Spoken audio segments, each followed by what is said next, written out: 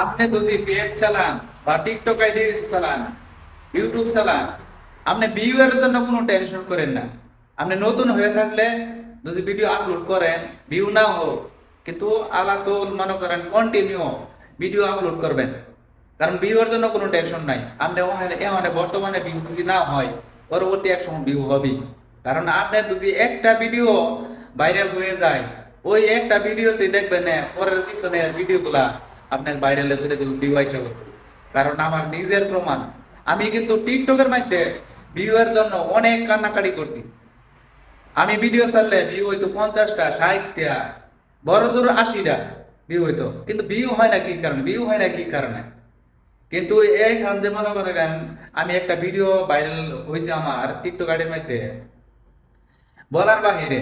এই টিকটক ভিডিওটা ভিউ হতে মনে করেন এখানে ভিডিও ছাড়লেই